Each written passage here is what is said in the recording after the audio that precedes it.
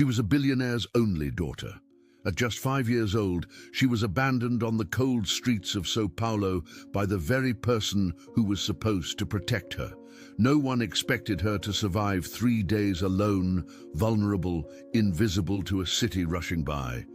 But she did survive, and when the world discovered who saved her, everything changed. It wasn't a doctor, not the police, not even the wealthy family that was supposed to be watching over her. It was a homeless man, a man society had forgotten, who risked everything to protect a child he didn't even know.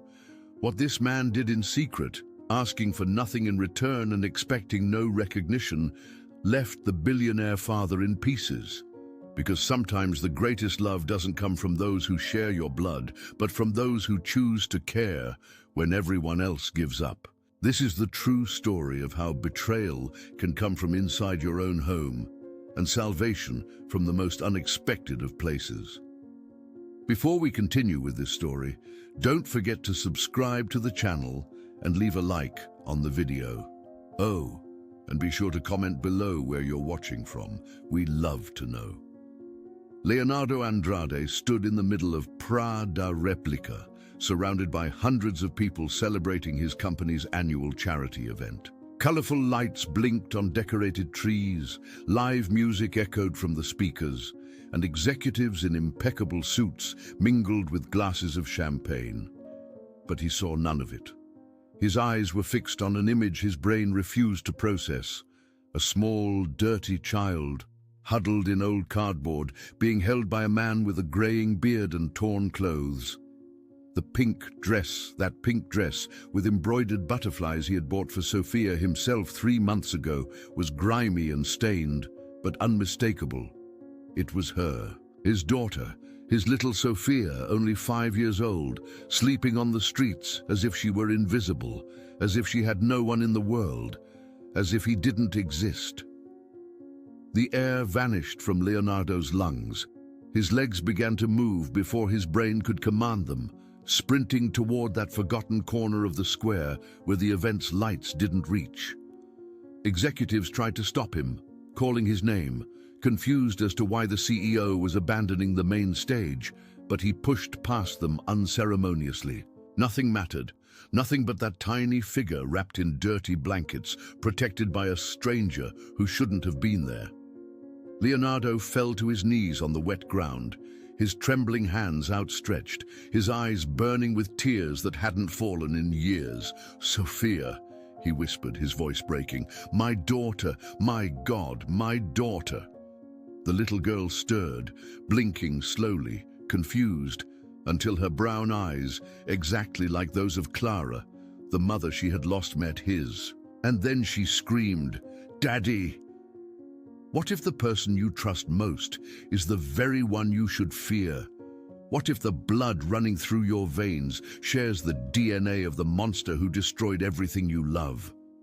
Leonardo hugged Sophia tightly enough to hurt her, but she didn't complain, just cried and clung to her father's neck as if she were drowning.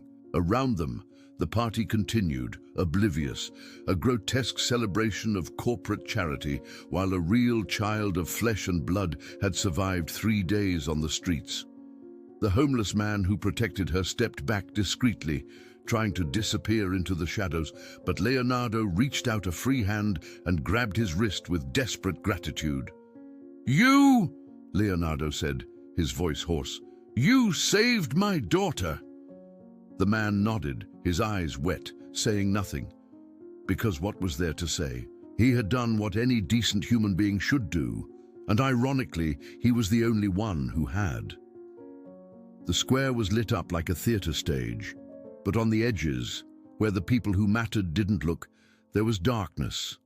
Piled up cardboard served as makeshift mattresses, and donated blankets formed temporary shelters against the cold, São Paulo dawn.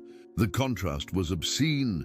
Just 50 yards away, multi-millionaire businessmen were toasting TechVision's social commitment, while real children slept on dirty sidewalks, unseen, forgotten. Sophia smelled of smoke, old sweat, and fear.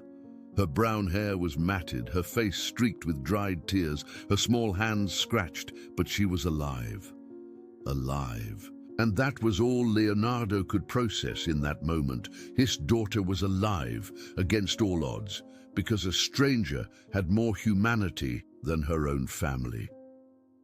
Leonardo Andrade had built an empire by protecting data, cybersecurity systems that stopped hackers from stealing billions, algorithms that detected threats before they happened, protocols that shielded the information of governments and corporations. He was an internationally recognized genius, a sought-after speaker, a visionary CEO whose name opened doors on any continent. But he had failed to protect what mattered most. He had failed to see that the danger was inside his own home, disguised as family, smiling as it planned his destruction.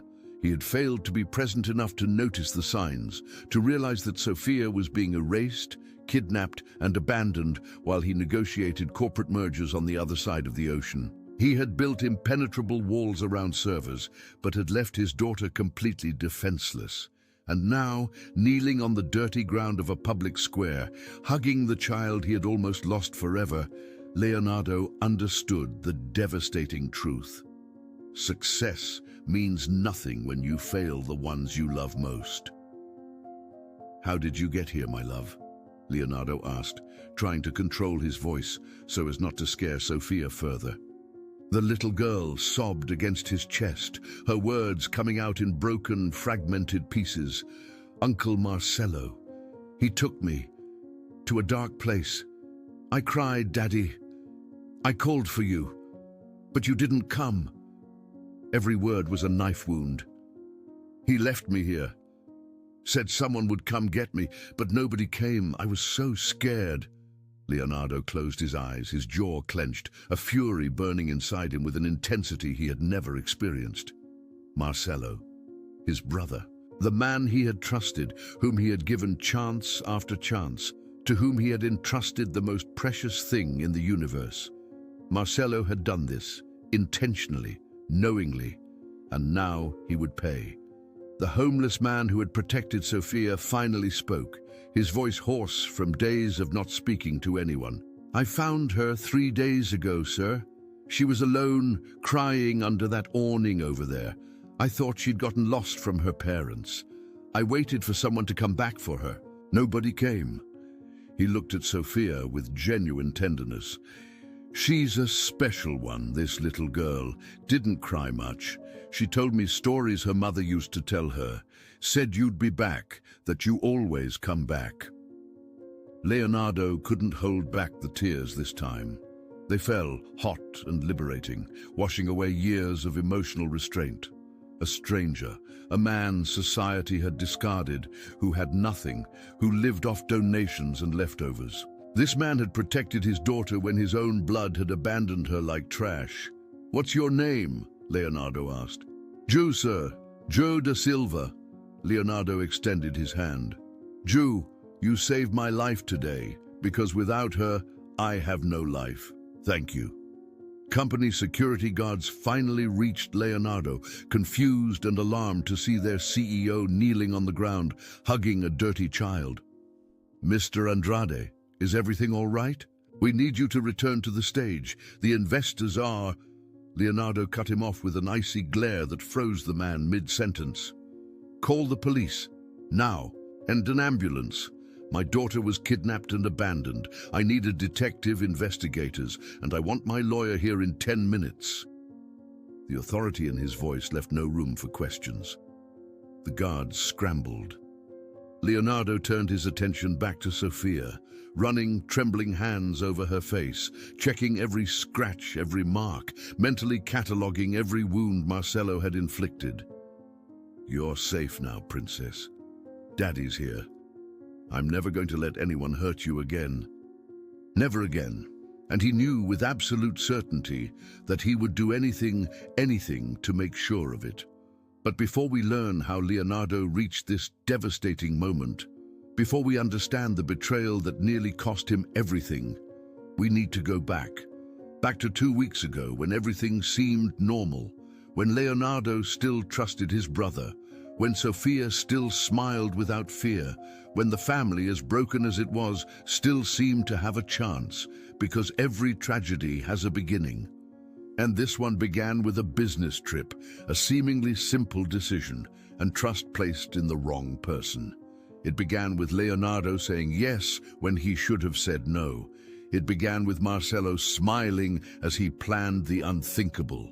It began, like so many devastating stories, with blind love, ignoring the signs that were right in front of its eyes. And now, to understand how we arrived at this moment of despair and redemption, we must return to the beginning, to the moment it all started to fall apart.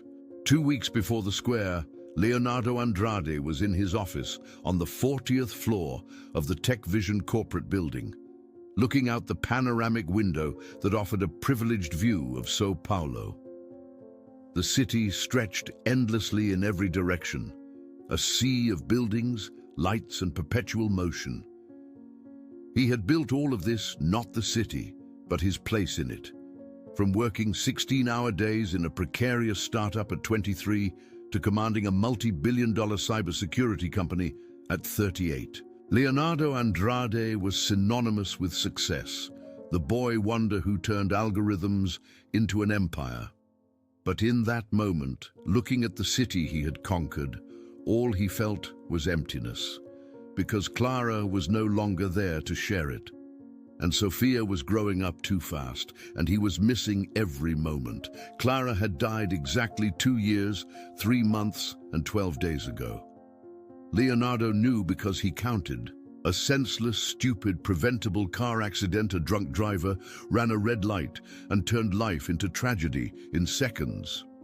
Sophia was only 3 at the time, too young to fully understand, too old to forget.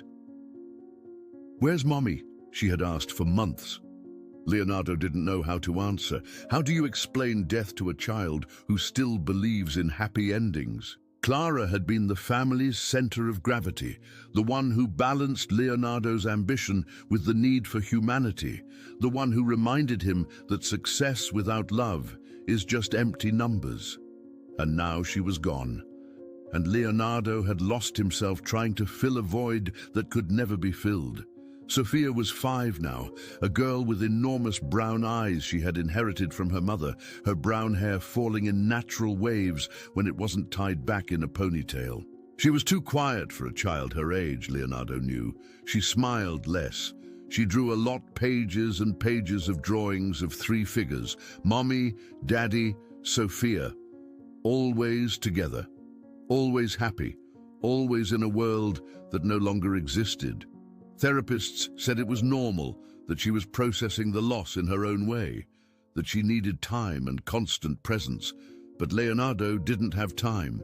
He had meetings, negotiations, international expansions, and responsibilities that fed hundreds of families. How could he balance it all? How could he be a visionary CEO and a present father simultaneously? Clara would have known. But Clara wasn't there anymore.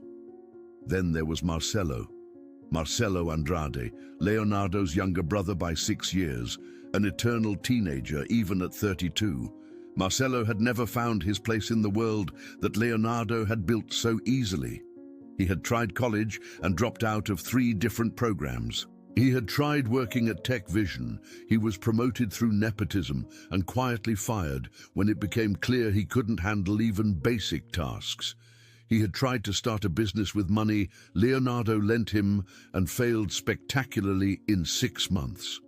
Marcelo was charming, charismatic and funny when he wanted to be, but he was also irresponsible, impulsive, and incapable of taking anything seriously.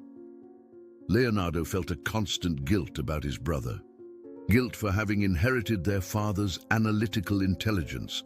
Guilt for succeeding so easily while Marcelo struggled with everything. Guilt for being the son who worked out while Marcelo was the son who disappointed. The relationship between the brothers was complex, layers of fraternal love mixed with unspoken resentment and broken expectations. As children, Marcelo had idolized Leonardo, the older brother, who knew everything, who protected him, who impressed everyone. But idolization turned to envy when Leonardo's career exploded and Marcello remained stagnant. "You were always the favorite," Marcello had once said, drunk at a family dinner. "Dad looked at you and saw the future. He looked at me and saw a waste." Leonardo had tried to deny it, but a lie sounds false even when drunk. It was true. Their father had indeed favored Leonardo, invested in him, believed in him, and Marcello had been left aside, always expected to fail, and eventually fulfilling the prophecy. Now their father was dead too, and Marcello lived off a generous allowance that Leonardo provided quietly, monthly, like a perpetual apology for being better. But Marcello had something Leonardo admired, an ease with Sofia. When Marcello visited, Sofia would laugh for real, the kind of belly laugh from a child that Leonardo rarely managed to draw out. Marcello would play without looking at his watch, make up absurd stories, do character voices, and throw himself on the floor to play hide and seek. He was irresponsible, yes, but he was also fun. And Sofia needed fun in a life that had become too serious, too quickly. Leonardo would watch his brother with his daughter and feel a strange mix of gratitude and envy. Gratitude because Sofia had a joy he couldn't provide. Envy because Marcello, who had nothing, could give her something that Leonardo, with all his billions, couldn't buy. Carefree presence. Then the call came. Frankfurt, Germany. A massive merger with a European conglomerate that would triple TechVision's value and solidify Leonardo's position as a global leader in cybersecurity. But it required his personal presence, 10 days of intense negotiations, meetings that started at 6 in the morning and ended at midnight. "I need you to come, Leo," the corporate lawyer said. "They won't close without you at the table." Leonardo looked at Sofia playing in the living room, building a tower of blocks that would inevitably collapse. He had promised fewer trips. He had promised to be more present. But this merger would change everything. It would secure Sofia's financial future down to the grandchildren she might one day have. How could he refuse? "I'll go," he said, hating himself immediately. The problem was, who to leave Sofia with? Previous nannies hadn't worked out. Sofia would get attached. They would leave, and the trauma of abandonment would repeat itself. Clara's mother, Sofia's grandmother, was too ill to care for an energetic child. He no longer had close friends. Leonardo had sacrificed friendships at the altar of professional success. So Marcello offered, "Leave her with me, bro. Seriously, I'll take care of Sofia. It'll be fun, an uncle-niece adventure." Leonardo hesitated. Marcello was irresponsible. Marcello forgot commitments.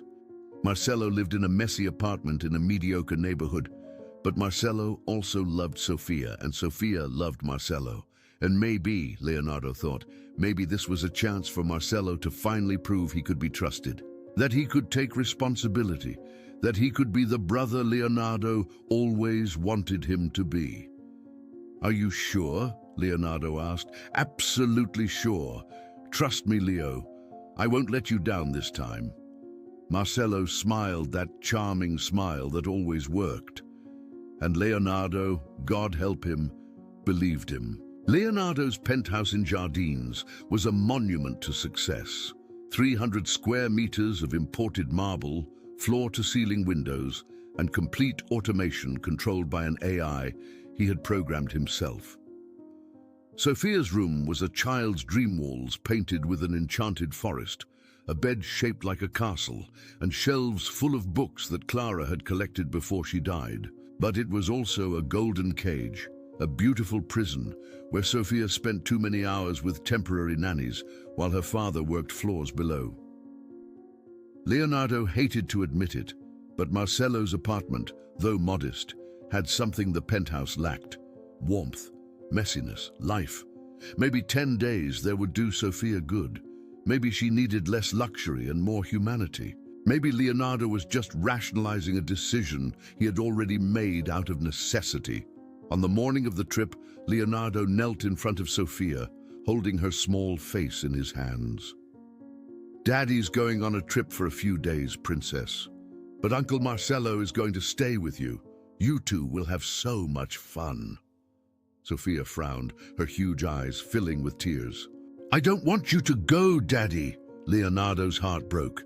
"I know, my love, but it's important work. I'll call every day, and when I get back, we'll do something special. Just the two of us, I promise." Sofia hugged his neck tightly, and Leonardo felt something he chose to ignore, a premonition, a feeling that he was making a terrible mistake. But it was too late. The decisions were made. The tickets were bought. The meetings were scheduled. He kissed Sofia's forehead, handed her to a reassuringly smiling Marcelo, and left for the airport. It was the last time he would see his daughter happy, because Marcelo was already sinking, and in 10 days he would take Sofia down with him. The flight to Frankfurt lasted 12 hours, but Leonardo worked for 11 of them. Laptop open, reviewing contracts, preparing presentations, answering emails that never stopped coming. Only in the last hour, when the cabin lights dimmed and the executives around him finally slept, did he allow himself to think of Sofia. He took out his phone and scrolled through recent photos. Sofia laughing in the park, Sofia drawing with intense concentration, Sofia sleeping while hugging the teddy bear that had been Clara's. A longing squeezed his chest like a vice. He texted Marcelo, "Did you get there okay? Did she eat dinner?" The reply came almost instantly. "Everything's great, bro. She ate pizza, watched a movie, and is sleeping happily. Relax." Leonardo put his phone away, trying to believe it, trying to trust, trying to ignore the small voice in his head that whispered something was wrong. The first 3 days in Frankfurt were the exact productive hell Leonardo had expected. Meetings began at 6 in the morning, paused only for working lunches, and resumed until midnight. The Germans were meticulous, demanding analysis of every clause, questioning every financial projection. But Leonardo was in his element, doing what he did best, convincing rooms full of skeptics that his vision was worth billions, and it was working. The merger was moving forward. The numbers were improving. The European partners were starting to smile more, to shake hands with conviction. Leonardo video called Sofia every night, but the connection was terrible, the image freezing, the audio failing. He would see flashes of his daughter's face, hear fragments of "Hi, Daddy," before the call dropped. Marcelo sent photos. Sofia at the park, Sofia eating ice cream, Sofia watching cartoons. Everything seemed normal. But something about the photos bothered Leonardo in a way he couldn't quite identify. On the 4th day, something changed. Leonardo called at the agreed-upon time, 8 in the evening, Brazil time, noon in Frankfurt. Marcelo answered, but the audio was strange, muffled. "Hey, bro. Sofia's still asleep. She went to bed early today." Leonardo frowned. "She went to bed early. It's 8 at night. Yeah, she was tired, played a lot at the park." It made sense, but Marcelo's tone sounded off, tense, forced. "Let me see her sleeping then." Leonardo requested, a pause that was too long. "Better not to wake her, Leo. You know how she gets when she's woken up mid-sleep." Leonardo knew. Sofia would get cranky, cry, and take hours to fall back asleep. "Okay," he conceded reluctantly. "Send me a picture of her sleeping then." "Sure, I'll send it now." But the picture never arrived. Leonardo sent 3 more texts asking for it. Marcelo replied hours later, "Sorry, bro, my phone glitched. I'll send one tomorrow." An alarm went off in Leonardo's head, but he was stuck at a mandatory dinner with German investors, with no way to check, no way to act. He rationalized. Marcelo was always forgetful. It didn't mean anything, but it meant everything, because at that very moment Marcelo was in absolute panic. He owed 300,000 reais to a loan shark connected to a criminal faction. money from online betting that had accumulated over months, interest that doubled weekly, and threats that had evolved from text messages to personal visits. "You have 5 days, Marcelo," said a huge man with a scar on his face. "5 days, or we start collecting differently. Your leg, your mother, you choose." Marcelo had tried to ask Leonardo for money countless times, but he always got the same lecture. "You need to learn responsibility. I'm not going to finance your addictions. Get a job, Marcelo. Grow up." Easy for Leonardo to say. Leonardo, who was born with a brain that worked, with a discipline Marcelo never had. Marcelo had tried to work, tried to change, but he always failed. And now he was drowning, literally dying, and his perfect brother refused to help. Then the idea came. An insane, desperate, unthinkable idea that only makes sense to a mind under crushing pressure and the influence of the substances Marcelo was using to endure the constant terror. If Leonardo wouldn't give him money when asked, maybe he would out of necessity. A kidnapping, not a real kidnapping. Marcelo would never hurt Sofia. He loved that girl. But a simulation. Hide Sofia for a few days, pretend it was an outside crime, and force Leonardo to pay a ransom that would go straight to the loan sharks. Then he would find Sofia, be the hero, and receive his brother's eternal gratitude. A perfect plan, Marcelo thought, his brain fried by cheap cocaine and panic. A plan that made absolute sense to a man who hadn't been thinking clearly for weeks. Marcelo looked at Sofia, sleeping on his couch, innocent, trusting, and something inside him screamed, "No." But the loan sharks' voices screamed louder. 5 days. Tick-tock. On the 5th day, Leonardo couldn't speak to Sofia. Marcelo sent a text. "She's at a friend's house, won't be back until tonight." Leonardo had never heard of this friend. Which friend? "A classmate from school, I forgot her name. She'll be back soon, relax." But Leonardo didn't relax. He called the school. The secretary confirmed. Sofia hadn't been to class in 3 days. The alarm exploded into mental sirens. Leonardo called Marcelo 15 times in a row. They all went to voicemail. He sent messages, not seen. He tried to access the penthouse security cameras remotely. The system was offline. He tried to contact the doorman. Marcelo hadn't taken Sofia to the penthouse. He had taken her to his own apartment, which had no security. Leonardo was stuck in a crucial meeting he couldn't cancel without blowing up months of negotiations, 7,000 kilometers away, absolutely powerless. He sent one final text to Marcelo. "If anything has happened to my daughter, there is no place on earth you can hide from me." Marcelo read the message and collapsed. The plan had already completely fallen apart. He had hidden Sofia in an abandoned warehouse a friend had let him use, a cold, dirty place that smelled of mold. Sofia had cried non-stop, asking for her father, asking why her uncle was doing this. Marcelo tried to calm her, making up a story about a surprise for Daddy, but she was too smart. She saw through the lie, and Marcelo, looking into those brown eyes identical to Clara's judging him, realized the absolute horror of what he had done. He had kidnapped a child. He had kidnapped the niece he loved. He had become the monster he always feared he was. And Leonardo would find out, the police would be called, his life would be over. Panic turned to terror. Terror turned to desperation. And desperation, in a broken mind, turned into a final catastrophic decision. Abandon Sofia in a public place where someone would find her, run away, feign complete ignorance and deny everything. A coward to the end. At 3 in the morning on a cold Tuesday, Marcelo carried a sleeping Sofia Hay, had lightly drugged her with a sleeping pill, God forgive him, to Prada replica.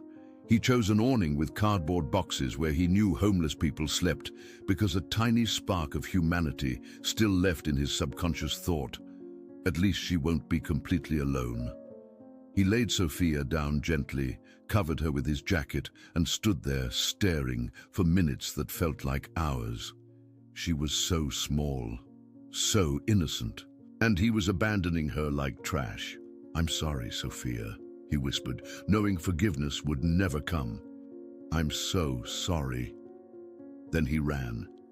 He ran like the coward he was, leaving a 5-year-old child alone on a violent São Paulo street, praying that someone decent would find her before the real monsters did. Marcelo went back to his apartment, deleted all the messages, smashed his phone, and drank until he passed out, trying to forget that he had destroyed the last person in the world who still loved him. Sophia woke up cold. It was dark, the sound of distant cars, a strange smell in the air. She called out, "Uncle Marcelo?"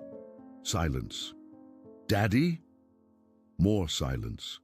Panic began to rise, but then Sophia remembered something her mommy always said. "When you're scared, princess, take a deep breath and be brave. Brave like the princesses in your books." Sophia took a breath. She was alone. She didn't know where, but Daddy would be back. Daddy always came back. She just had to wait. Then she saw a man sleeping nearby, a man with a big beard and old clothes. Sophia was scared at first, but the man didn't move. He didn't seem dangerous. And it was too cold to be alone. Slowly, carefully, Sophia huddled close to the man, seeking warmth. And she cried silently because she was 5 years old, and she was scared, and she wanted her daddy. But she was also brave, because Mommy had taught her how, and Daddy would come. She believed it with every fiber of her small being. Daddy always came. Ju da Silva woke up with the feeling that something was different. He'd been living on the streets for 7 years, ever since a brutal sequence of tragedies. He lost his wife to cancer, lost his job as a teacher during an economic crisis, lost his apartment, and lost his dignity piece by piece until he became invisible. But he held on to his humanity. He refused to lose that too. So when he felt a small, warm weight against his back, he knew instantly it wasn't a stray dog or cat. He turned slowly and saw her, a little girl, a small child, maybe 5 or 6 years old, in a dirty pink dress, with tangled hair, sleeping huddled against him for warmth. The initial shock gave way to alarm. A child alone on the street could only mean something terrible. Lost, abandoned, a runaway? Ju looked around, searching for frantic adults looking for their daughter. Nothing. The square was empty except for other homeless people still sleeping. Something was very, very wrong. Sophia woke up and came face to face with Ju, just inches from her. She screamed, startled, trying to pull away, but he immediately raised his hands, his voice calm and gentle. "Easy, little one, it's okay. I'm not going to hurt you. Are you all right? Where are your parents?" Sophia sobbed, her huge eyes full of tears, but there was something kind and safe in Ju's voice. Daddy went on a trip. Uncle Marcelo brought me here, but he left. I'm waiting for Daddy to come back." A burning anger surged through Ju. What kind of monster abandons a child? "Do you know your daddy's name, a phone number?" Sophia shook her head. "Leonardo. Daddy's name is Leonardo. But I don't know the number. I know our house number." Of course, Ju thought, a 5-year-old wouldn't memorize a cell number. "All right, sweetie. Let's find a police officer, okay? They'll call your daddy." But when Ju stood up to look for the police, Sophia grabbed his hand with desperate strength. "Don't leave me, please!" And Ju, looking at the genuine terror in those brown eyes, couldn't. "I won't leave you. I promise." The first day was an experiment in survival. Ju took Sophia to an area he knew well, where an NGO distributed breakfast. She ate bread and butter as if it were her last meal, and Ju realized she probably hadn't eaten since she was abandoned. He shielded her from the curious stares of other homeless people, some well-intentioned, others not so much. He tried to find a police officer, but patrols were scarce in the area, and when he finally saw a police car, Sophia panicked. "No! Uncle Marcelo said the police would take me away from Daddy." The child had been manipulated, Ju realized with growing anger, conditioned to fear help. Okay, little one, no police for now, but I need to find your dad. You understand? He must be worried. Sophia nodded with a confidence that broke Ju's heart. Daddy will find me. He always finds me. Absolute faith. Ju prayed it was justified. On the second day, Sophia started to talk more. She told him about her daddy who worked with computers, about her mommy who had died and become a little star, and about her uncle Marcello who was funny but had been acting weird. Ju pieced together a mental picture. A rich, absent father, a vulnerable child, and an uncle who was likely an addict or a criminal who had used her. A classic, devastating story. He asked for details that could help locate her father. Is your dad famous? Does he appear on TV? Sophia thought. I think so. There are pictures of him in the newspaper sometimes. Daddy talks about technology. Technology. Leonardo. So Paolo. Joe didn't have a smartphone, no access to the internet, but he started asking people on the street, do you know a Leonardo who works with technology, has a little girl? Most ignored him or laughed. One man listened and said, Leonardo Andrade from TechVision? Ju didn't know, but Sophia yelled, yes, TechVision, that's where Daddy works. Finally, progress. But how could a homeless man with no ID, no credibility, and no access to official systems reach a billionaire? Ju tried going to the TechVision building security guards, threw him out before he even reached the reception desk. Get out of here, you bums! This isn't a shelter. Ju tried to explain about Sophia, but she was hiding behind him, afraid of the aggressive men in uniforms, and the guards thought it was a trick to get inside. They were pushed into the street. Sophia cried. Ju felt utter powerlessness. The system was built to ignore people like him. It didn't matter that he was trying to save a child. Without documents, without an address, without a presentable appearance, Ju was a nobody, invisible. And Sophia, by extension, was too. The world kept spinning, people rushed past, and a missing 5-year-old girl was just another problem no one wanted to see. On the third day, Ju made a decision.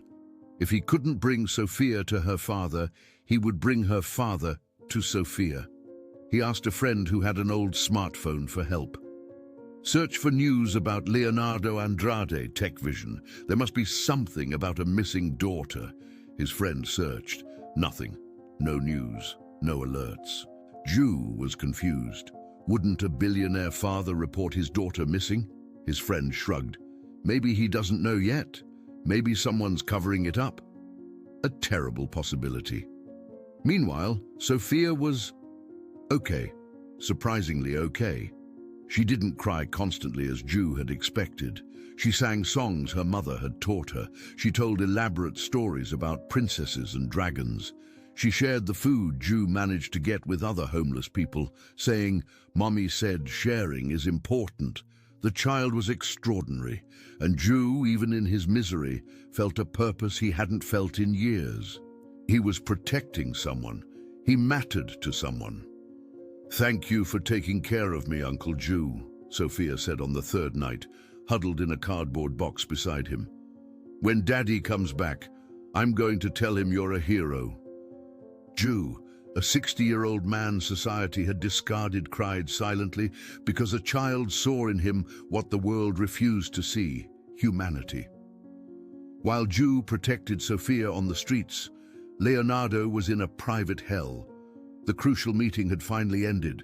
The merger was signed, and the first thing he did was call Marcello. The line went straight to voicemail. He called again. Voicemail. 20 times. Voicemail. An icy terror ran through Leonardo's body. He called the penthouse doorman.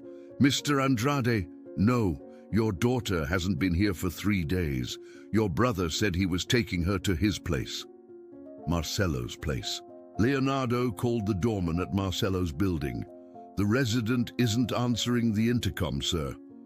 Desperate, Leonardo called a neighbor of Marcello's he vaguely knew. Have you seen my brother? My daughter is with him. Haven't seen anyone for days, man. The apartment's been quiet. Everything was falling apart. Leonardo booked the first available flight back to Sao Paulo, leaving in 4 hours, the longest 4 hours of his life. On the flight back, Leonardo didn't sleep, didn't eat, just thought of all the possible scenarios, each worse than the last. Had Marcello kidnapped Sofia? Had Marcello hurt Sofia? Had Marcello sold Sofia? The thoughts were insane, but they weren't impossible.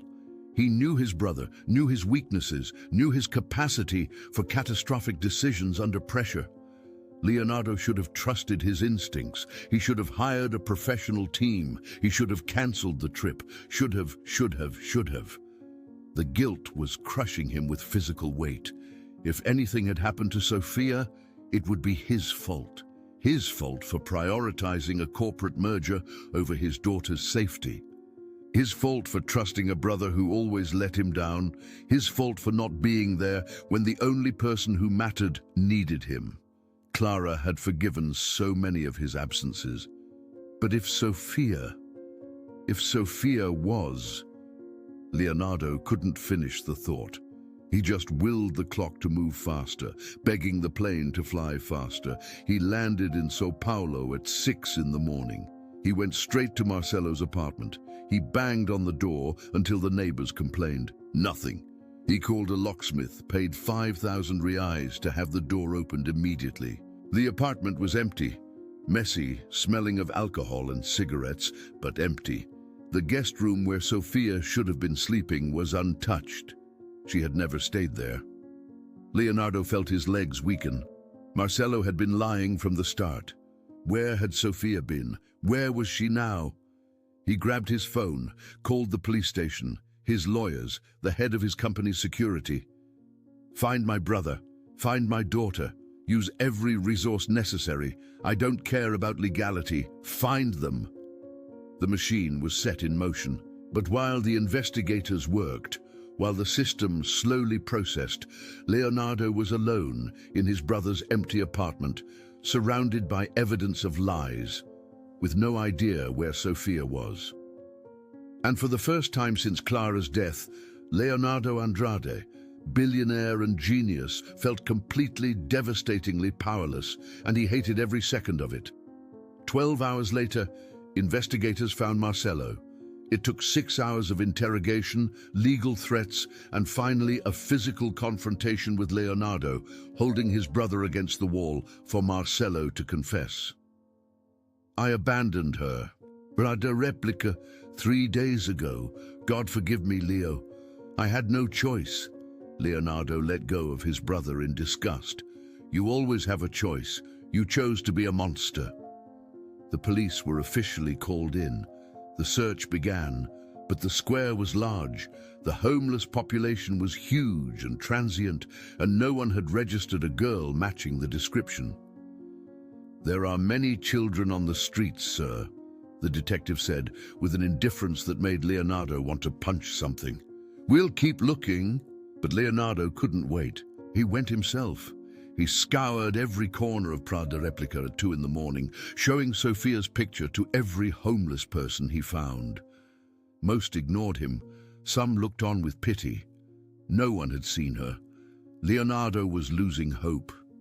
Until a week later, a charity event was scheduled to take place in that very same square, and fate, or God, or pure chance, would place a father and daughter in the exact same space at the right moment. Because some stories need a miracle. And this one was desperate for one. Leonardo arrived at the empty penthouse with a racing heart and hands trembling with adrenaline and rage. Marcello was sitting on the couch, sweating, his eyes red from lack of sleep. The scene was absurd. His younger brother in the luxury apartment he never deserved, without the child who should have been in his care, faking a normality that was crumbling by the second. "Where is my daughter?" Leonardo asked, his voice dangerously calm. Marcelo swallowed hard, trying to smile, trying to keep up the charade. She's with Juliana, you know, that friend from school. They're having a sleepover tonight, a pajama party. The lie sounded pathetic even to his own ears. Leonardo took 2 steps, closing the distance between them, his physical presence intimidating. Full name, address, parents' phone number, now. Marcelo blinked, his fried brain trying to invent details, but he couldn't. I don't have it here. It's on my phone.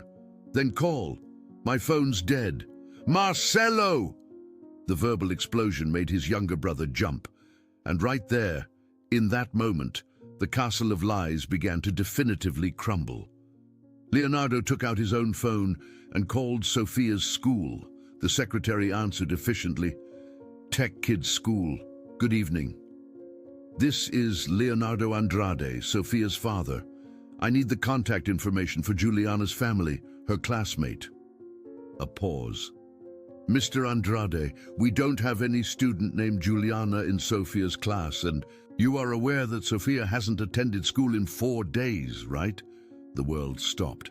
What do you mean she hasn't been here in 4 days? Your brother called and said she was sick. We asked for a doctor's note, but he said he would send it later. Leonardo hung up, his eyes fixed on Marcelo, who was shrinking on the couch like a cornered animal. Last chance. Where is my daughter?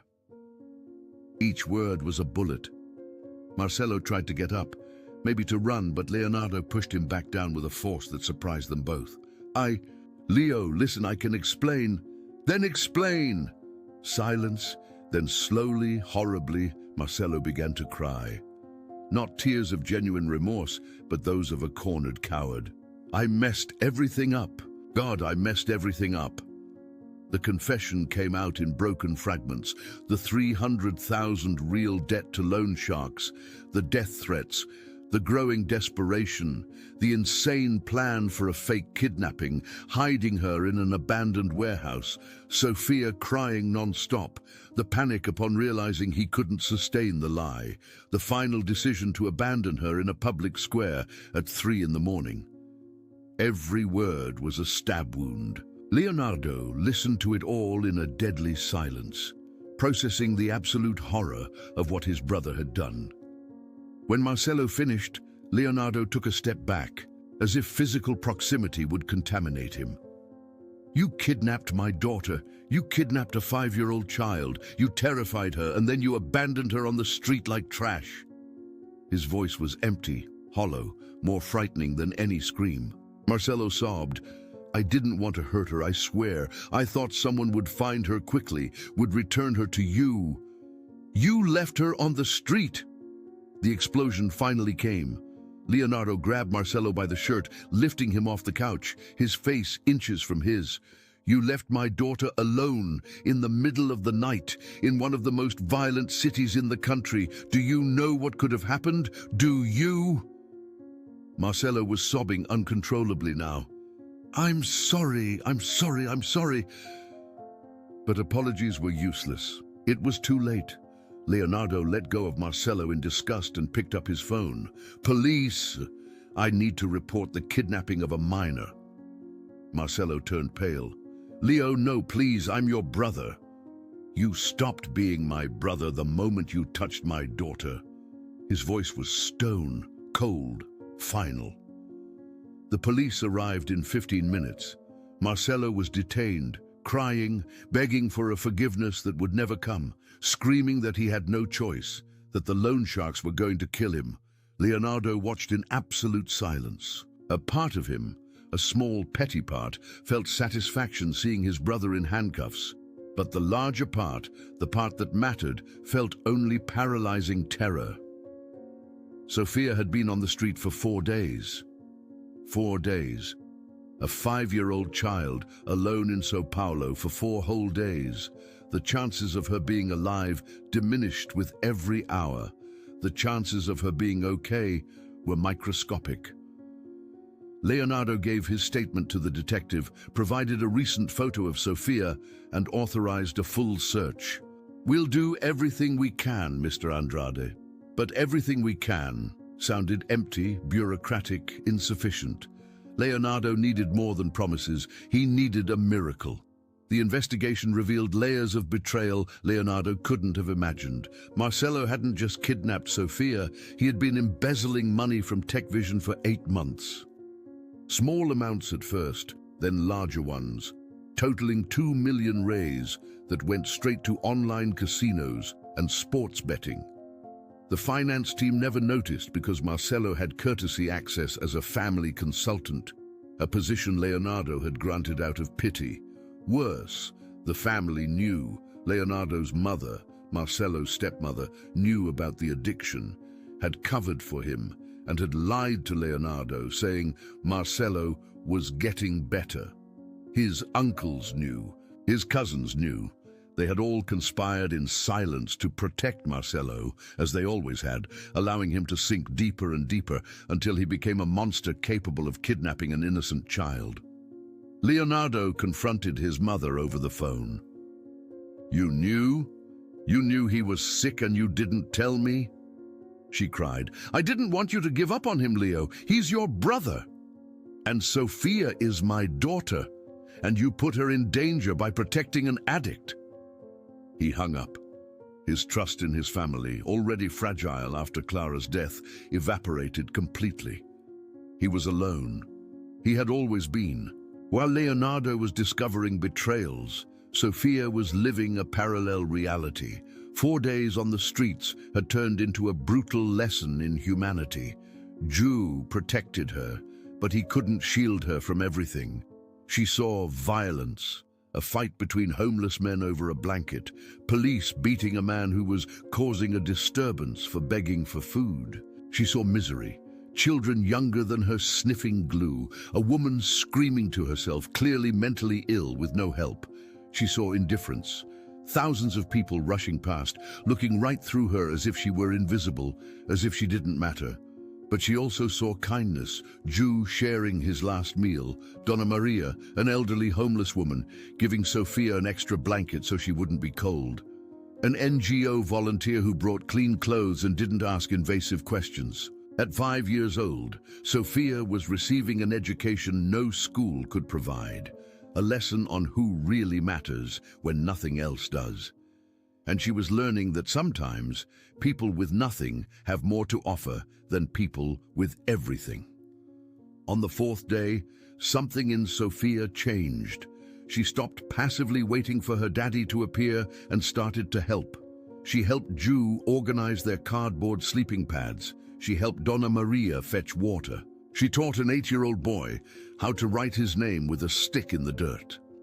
"Mommy said that when you help someone, you help yourself," Sofia explained to Ju, smiling for the first time in days.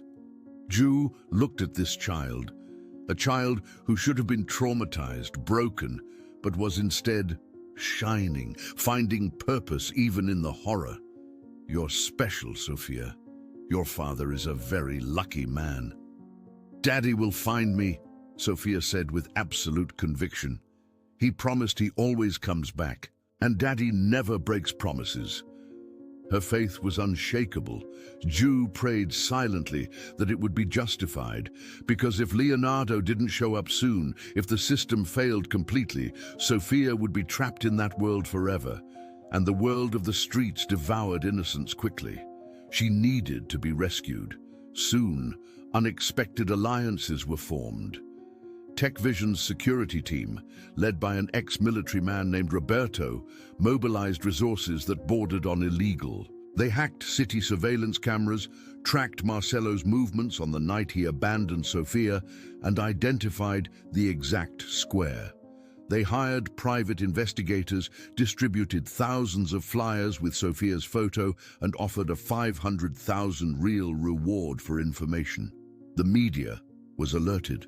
The story of the billionaire searching for daughter kidnapped by his own brother exploded in the headlines. Sofia's face was everywhere, but no one called with useful information because Sofia was on the streets, invisible, protected by a parallel system that didn't interact with the official world. Homeless people didn't read newspapers, watch TV, or have access to rewards. They were ghosts. And Sophia with them was one too, two worlds occupying the same space but never touching. Until an event would force a final collision, Leonardo was destroyed. 6 days since Sophia had disappeared, no concrete leads, just black holes and dead ends. He didn't sleep, didn't eat, just searched. He walked through Prada Replica a dozen times, day and night, showing the photo to hundreds of people. Most ignored him, some looked on with pity. One man said, "Lots of lost kids in this city, man. The system doesn't care." Leonardo wanted to punch something, but he knew the rage was useless. Then came an obligation he wanted to cancel, but couldn't.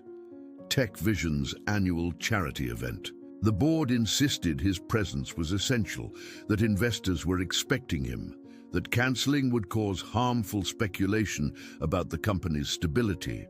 Leonardo wanted to tell them all to go to hell, but the lawyers reminded him, "You need resources to keep looking for Sophia. If the company collapses, the resources dry up." The emotional blackmail worked. Leonardo agreed to appear, make a brief speech, and disappear. It would be in Prada Replica. The cruel irony, Sophia could be meters away and he wouldn't know. Until fate finally decided to be kind and put a father and daughter in the same space at the right time, creating the collision that would save everything. The Prada Replica was transformed. Colorful lights hanging from ancient trees created a sophisticated party atmosphere.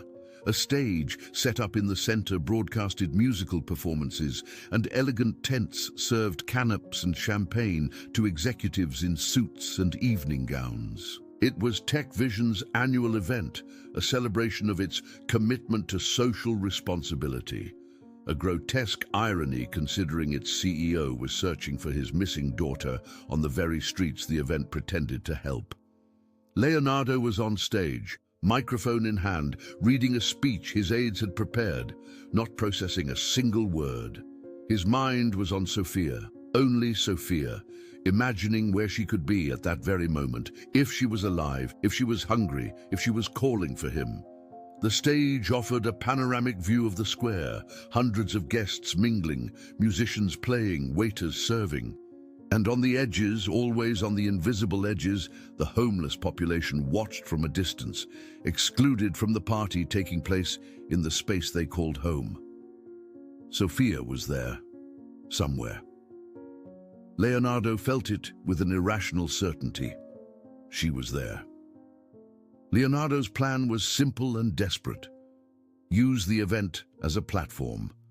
In the middle of the boring corporate speech about innovation and social impact, he would change the script. He would put Sophia's picture on the giant screens. He would offer the reward publicly. He would turn a corporate celebration into a rescue operation. His aides didn't know. They would be furious. The board would panic, but Leonardo didn't care.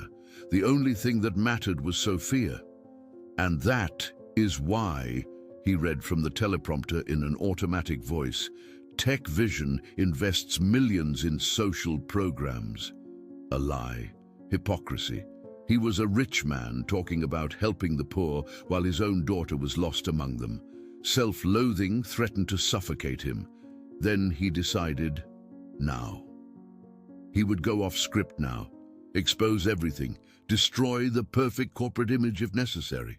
He opened his mouth to speak the truth when he saw movement in his peripheral vision, a dark area beyond the event's lights, piled up cardboard, figures moving in the shadows, and something, a paternal instinct, desperation.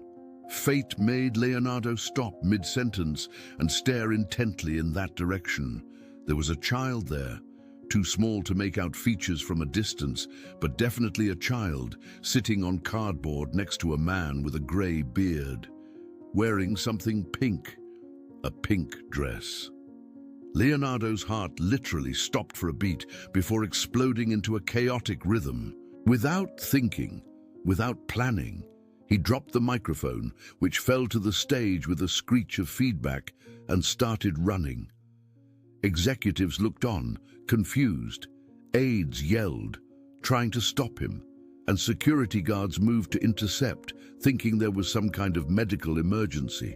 But Leonardo ignored them all, jumped off the stage directly onto the grass, cut through the crowd of alarmed guests, and ran toward the shadows at the edge of the square. In that moment, he was sacrificing everything he had built: his reputation as a controlled CEO, his company's stable image, the respect of investors who were watching a billionaire publicly lose his composure. But it didn't matter. Nothing mattered except the small figure in a pink dress who could, just could, be his Sophia. Ju saw the man running toward them and instinctively pulled Sophia behind him protectively. Parties like that always ended with security guards violently expelling the homeless, and a man in an expensive suit running rarely meant anything good. "Stay behind me, Sophia," Ju muttered, but Sophia was staring intently at the running man, and something in her posture changed. Her whole body went rigid, then trembled, then she started moving forward even as Ju tried to hold her back. "Sophia, wait!" But she didn't wait. But she started running too, her little legs moving as fast as they could, and she screamed with all her might, "Daddy!" The word shattered the night. It shattered Leonardo. He fell to his knees on the wet ground 3 meters away, his arms open, tears already falling before Sophia even reached him. She collided with his chest with the force of a small child, and Leonardo wrapped her in a hug that tried to fuse 2 bodies into one, to never let go, to protect her forever. The darkest moment had come minutes earlier.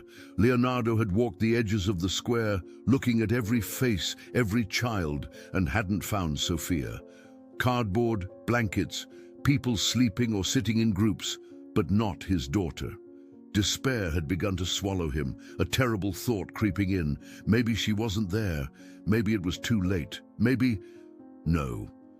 He refused to think it. But then he heard it. A small, sweet voice, singing a song that Clara used to sing to Sophia before bed. "Twinkle, twinkle, little star, how I wonder what you are." The voice was coming from a specific corner, behind a large tree. Leonardo followed it like a man in a trance, his steps silent, his heart beating so hard it physically hurt. He went around the tree and saw her, Sophia, his Sophia. Dirty, hair tangled, the dress that was once pink now more brown, but alive. Whole, singing to a makeshift doll made of rags, sitting next to an elderly man who was watching her with tenderness. Alive! Leonardo couldn't hold it in, couldn't maintain his composure for another second, and a cry escaped him. "Sophia!" And the world exploded into motion. The overcoming came in a hug. Leonardo held Sophia as if she were oxygen and he were drowning. His hands moved frantically over her body, checking if she was hurt, if she was whole, if she was real. "Are you okay? Are you hurt? Where does it hurt? Talk to me, princess, please." The words tumbled out. Sophia was crying too, clinging to his neck, her small hands gripping his now ruined, expensive shirt. "Daddy came! I knew it! I told Uncle Ju you would come." Leonardo then realized there was a man there, the homeless man who had respectfully stepped back but was watching the scene with wet eyes. Something in his expression, a mix of relief and sadness, made Leonardo understand immediately. "You," Leonardo said, his voice hoarse, "you took care of her." It wasn't a question, it was a statement. Ju nodded. "I found her 4 days ago. Alone. I couldn't just leave her." His voice broke. Leonardo extended a hand while keeping the other firmly around Sophia. "What's your name?" "Ju, sir." "Ju," Leonardo repeated, engraving the name in his memory. "You saved my daughter. You saved my life. I will never forget this. Never." The triumph wasn't glorious. It was devastating. Leonardo carried Sophia in his arms as the security guards finally reached them, creating a protective perimeter. Sophia buried her face in his neck. her whole body trembling now that safety allowed her to process the trauma. "I'm sorry, Princess. I'm sorry I wasn't here. I'm sorry I trusted the wrong person. I'm sorry." He kissed the top of her head repeatedly, his tears wetting her tangled hair. "I love you more than anything in the world. You are my entire life." Sophia sobbed. "I thought you forgot about me." A dagger to the heart. "Never, never, never, never. I looked for you every day, every hour. I didn't stop for a minute. You are my reason for living, Sophia." It was the absolute truth. Leonardo realized in that moment, holding the daughter he had almost lost, that everything else, his business empire, the recognition, the wealth, was just scenery, decoration, an illusion of importance. Sophia was the substance, the only thing that truly mattered, and he had almost lost her by prioritizing the scenery. Never again. As God was his witness, never again. The ambulance arrived. Paramedics checked Sophia. Dehydrated, malnourished, a few scratches and bruises, but miraculously no serious injuries. "Someone took good care of her," a paramedic commented, looking at Ju, who had remained at a distance. Leonardo would not forget. He turned to Ju before getting into the ambulance with Sophia. "Where can I find you?" Ju shrugged, a sad smile on his face. "Here, always here." "I'll be back," Leonardo promised. "I'll be back tomorrow. You saved me. Let me pay you back." Ju just nodded, not really believing it, accustomed to empty promises. But Leonardo Andrade didn't make empty promises. Not anymore. The ambulance drove away, carrying the father and daughter, leaving the square that was slowly returning to the controlled chaos of an interrupted corporate event. But nothing would be the same. Leonardo had destroyed his carefully constructed image of an impassive CEO. And he didn't care one bit, because an image doesn't hug you back. An image doesn't say, "I love you, Daddy." An image is empty. And Leonardo had finally, terribly, understood the difference. The hospital confirmed it. Sophia was physically well, considering the circumstances. Emotionally, she would require intensive therapy, but she showed remarkable resilience. She kept talking about Uncle Ju, who protected me, and Mommy, who taught me to be brave, the child psychologist reported. "She's an exceptional child, Mr. Andrade. You raised her well." But Leonardo didn't feel he deserved the credit. Clara had raised Sophia well. Ju had protected Sophia. Leonardo had only failed and then fixed his mistake. "I want the best treatment available for her. Cost is not an issue. Just make her well." The psychologist smiled gently. "Love and presence will do more than any expensive treatment, sir. Be a constant presence in her life. The rest will follow." Presence. A simple word Leonardo had always neglected. Not anymore. Leonardo sat by the bed where Sophia finally slept safely, holding her small hand, and made a silent promise. He would never again choose work over her. He would never again delegate her protection. He would never again be absent. Sophia was the priority, the only priority. And if anyone didn't like it, it didn't matter. Sophia spent 3 days in the hospital for observation, not out of urgent medical need, but because Leonardo refused to let her leave until he was absolutely certain she was okay. Tests were done and redone. Everything pointed to a full physical recovery. A miracle, the doctors said, considering a 5-year-old had survived 4 days on the streets of São Paulo. But Leonardo knew it wasn't a miracle. It was Ju, the man society had discarded, who lived unseen and forgotten, had protected his daughter when his own blood had betrayed her. On the morning of the 4th day, when Sophia was discharged from the hospital, the first thing Leonardo did was return to Praia da Replica, not for a corporate event or a desperate search, but to keep a promise. He found Ju in the same corner, with the same cardboard boxes, the same posture of a man who had learned to take up little space. "Ju!" Leonardo called out. The man looked up, surprised. "Mr. Andrade." "Leonardo. Call me Leonardo, and I need to talk to you." The conversation took place in a nearby cafe, a simple place where Ju clearly felt uncomfortable, aware of his dirty clothes and the stares of other customers. But Leonardo didn't care about the stares. He sat across from Ju and got straight to the point. "You saved my daughter, literally.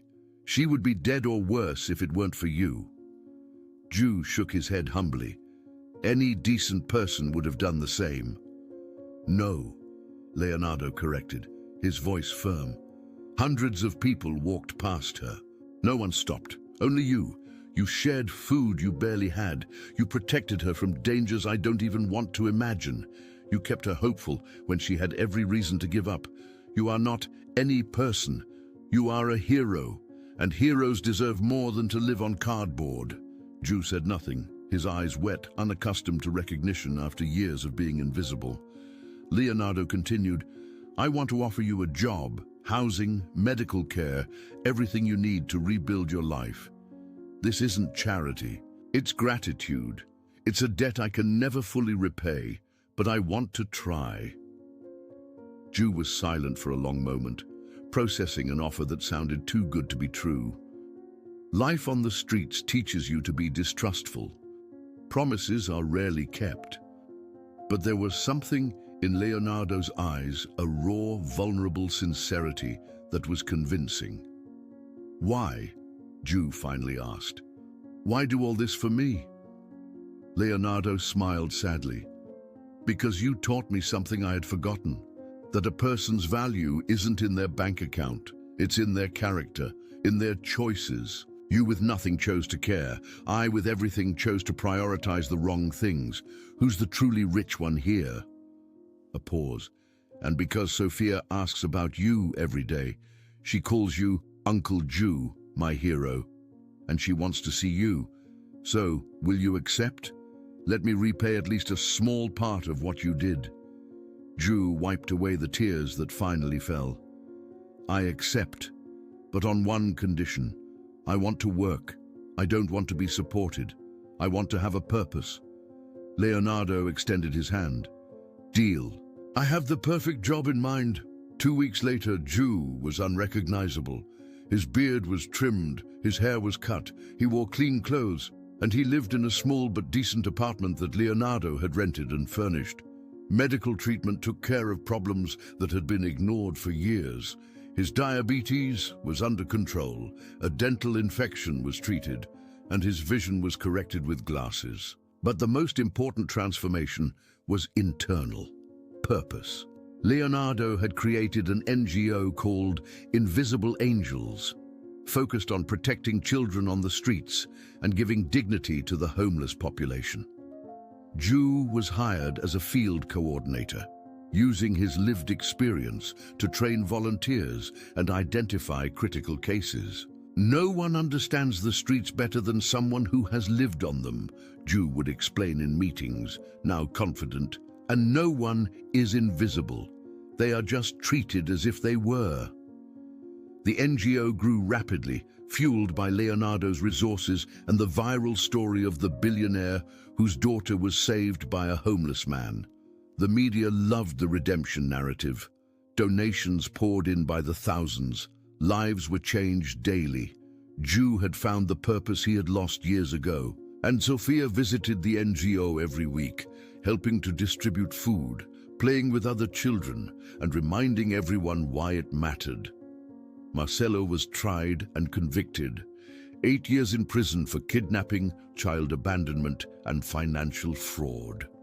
Leonardo did not interfere with the sentence, neither using his influence to lighten nor to aggravate the punishment. Justice ran its course. During the trial, Marcelo begged for forgiveness, cried, and claimed addiction and desperation as mitigating factors. The judge was pragmatic. Addiction does not justify destroying the life of an innocent child. You had choices. You repeatedly chose wrong. Marcelo looked at Leonardo in the gallery, searching for fraternal compassion. He found only an empty gaze. Leonardo no longer felt anger. Anger required an emotional investment. He felt nothing.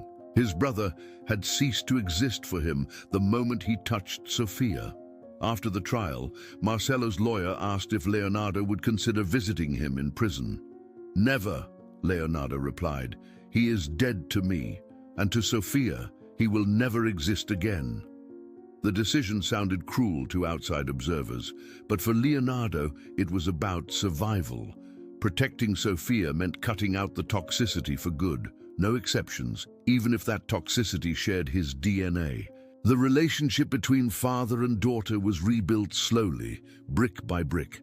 Leonardo drastically reduced his working hours, appointed an interim CEO, and dedicated himself entirely to Sofia. He took her to school personally, picked her up at the end of the day, shared every meal with her, read her bedtime stories, and attended weekly therapy sessions where they processed the trauma together. Sofia had nightmares for months. She would wake up screaming, looking for her daddy, needing physical confirmation that she was safe. Leonardo was always there, always. He often slept in her room, his hand outstretched for Sofia to hold throughout the night. "You're not going to travel again, are you, Daddy?" she asked constantly. "Never again without you, Princess. I promise." And he kept it. Necessary trips? Sofia went with him.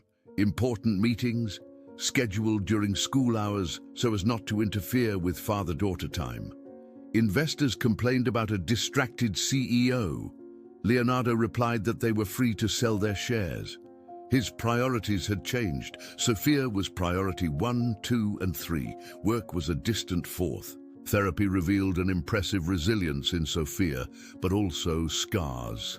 She drew constantly, figures of a child alone in the darkness, a monster with Uncle Marcello's face, a guardian angel with a beard who was obviously Jew. "She's processing through art," the psychologist explained. "It's healthy, but it will take years, not months, for her to heal completely." Leonardo accepted it. He hired the best therapeutic team in São Paulo, ensured Sofia had continuous support, but also understood that time and love would do more than any technique. Sofia asked once, "Why did Uncle Marcello hurt me?" It was the question Leonardo had feared. He knelt, looked into her eyes, and chose the truth. "Because he was sick, Princess. Sick in a way that made him do terrible things. But it wasn't your fault. It never was. You did nothing wrong." Does he still love me? A stab to the heart. I don't know, my love. But I know that I love you more than anything in the universe, and I will spend the rest of my life proving it. Sofia hugged her father. "I know, Daddy, I know." The story inevitably leaked to the media. Billionaire finds daughter in the arms of a homeless man after kidnapping by brother dominated headlines for weeks. Interview requests poured in. Leonardo refused them all. This story isn't about me. It's about Jew, who showed humanity when it mattered most, and about Sofia, who survived when she shouldn't have. But the media pressure forced a public statement. Leonardo appeared at a single, brief, devastating press conference. "I built an empire protecting information, but I failed to protect my daughter. I trusted the wrong person, prioritized work over presence, and nearly lost everything that matters. I was saved not by money or power, but by the kindness of a stranger whom society discards daily. Juda Silva is a hero. The homeless are not invisible. They are human beings. The system has failed. And children on the streets are not statistics. They are tragedies we can prevent. I use this platform to ask you, see the invisible, help them, because the next abandoned child might not be lucky enough to find a Jew." The video went viral, 40 million views. A social movement was born. Legislation on child protection was proposed. Real change began. The bond between Sofia and Jew remained strong. She visited him religiously every week at the NGO, helping where she could, distributing hugs generously. "Uncle Jew, you're going to stay forever now, right?" Sofia asked once. Jew smiled, his eyes shining. Forever, little one. I'm not going anywhere. Their relationship was pure, uncomplicated by past expectations or disappointments. Ju had protected her when no one else had. Sophia valued him when no one else saw him, a beautiful symbiosis. Leonardo watched their interactions with constant gratitude and humility. He had given Ju a job and a home. Ju had given him his daughter back. Who was truly in debt here? For Sophia's 6th birthday, the party was held at the NGO headquarters, not in a luxurious ballroom. The guests were the children served by the organization, volunteers, and the homeless people Ju helped.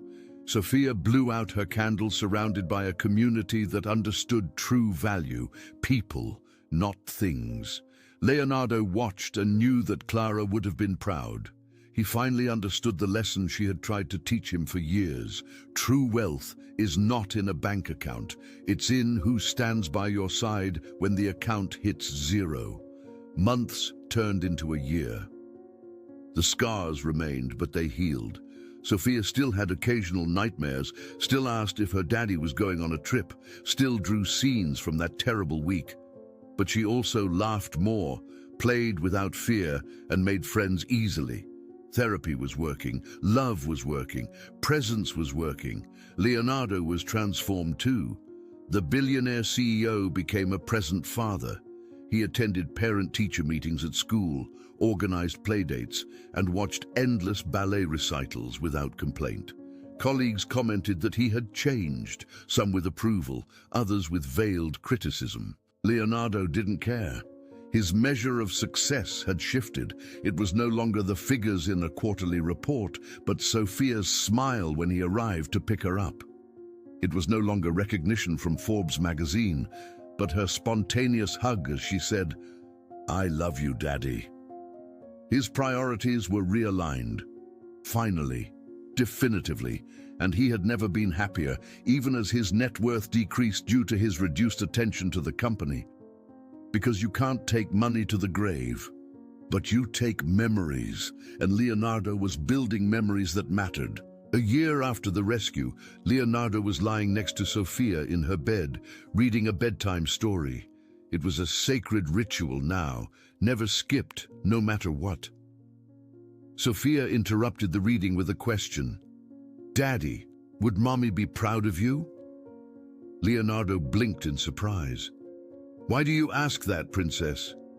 "Because I think she would. You've changed. You're more present, like Mommy always wanted." The 6-year-old was far too observant. Leonardo felt a lump in his throat. "I hope so, my love. I learned a very painful lesson, but I learned it, and I'm going to spend the rest of my life being the father you deserve, the one Mommy wanted me to be." Sophia wrapped her arms around his neck. "You already are, Daddy. You found me. You saved me." "No," Leonardo corrected gently. "Uncle Ju saved you. I just recognized what I almost lost, and I promise never to forget it again." Sophia yawned, sleepy. "I love you, Daddy. I love you infinitely, Princess. Always. Forever." He stayed until she fell completely asleep, watching her peaceful face, and gave a silent thanks. He thanked Ju. He thanked his second chance. He thanked God that Sophia was alive and with him. Hook for continuation. Leonardo investigated the loan shark network that had pressured Marcelo. He discovered a massive scheme that exploited vulnerable families through predatory loans and threats of violence. The police had been ineffective, the loan sharks had political protection, but Leonardo had resources, connections, and now, personal motivation. "These people destroyed my brother and nearly killed my daughter," he told Roberto, his head of security. "How many other families are being destroyed right now?" Roberto checked. Hundreds. Thousands, perhaps. Leonardo made a decision. "We're going to dismantle this. Legally, when possible. Extra-legally, when necessary. We will protect the families the system ignores." A new project was born. A mission that would give him renewed purpose, because Leonardo had learned that it wasn't enough to protect his own family. He had to protect all families. "Are you sure?" Roberto asked. "You're going to make dangerous enemies."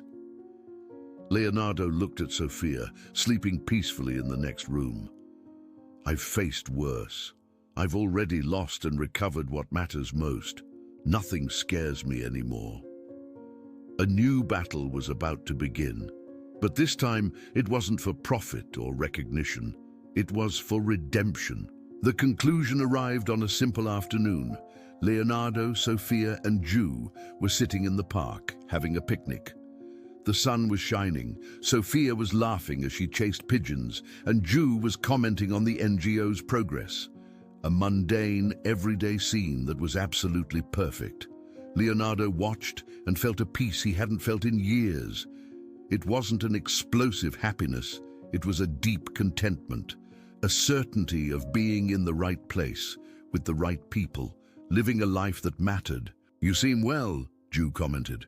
"I am," Leonardo confirmed. "For the first time in a long time, I am." "You learned a hard lesson. The hardest, but a necessary one." A pause. "You saved me, Ju. Not just Sofia, me too. You showed me that humanity isn't in accomplishments or wealth. It's in choices, in character. You had nothing, but you chose to give everything. I had everything, but I was giving nothing of what mattered." Ju smiled. "We all need to be saved sometimes. What matters is that we accept the outstretched hand." Sofia came running back, breathless, smiling. "Daddy, Uncle Ju, let's play ball." A child's simple request. Leonardo stood up immediately. "Let's go." And they played until the sun set, three unlikely people united by tragedy, transformed by choices. Final message. Leonardo learned that true wealth isn't measured by the zeros in a bank account. It's measured in moments, a daughter's hug, the gratitude of a stranger who became a friend, the peace of knowing you've made a real difference. He had almost lost everything by chasing the wrong things. He had almost sacrificed substance for appearance. But he was saved not by his own merit, but by the unexpected kindness of a man society had discarded. Ju taught him that heroism doesn't need a cape or recognition. It just needs a choice. To see those everyone ignores, to help when no one else will, to protect the innocent regardless of the personal cost. And Sofia taught him that forgiveness is possible, that trauma doesn't have to define you, that children are more resilient than adults can imagine. 3 people, 3 lessons, 1 truth. It's never too late to change. It's never too late to get your priorities straight. It's never too late to be the human you were always meant to be. "Daddy," Sofia asked before falling asleep that night, "will you be here when I wake up?" Leonardo kissed her forehead. "Always, princess, always." It was a promise he would keep, forever, because he finally understood. She wasn't a part of his life. She was his life, and nothing, absolutely nothing, mattered more than that.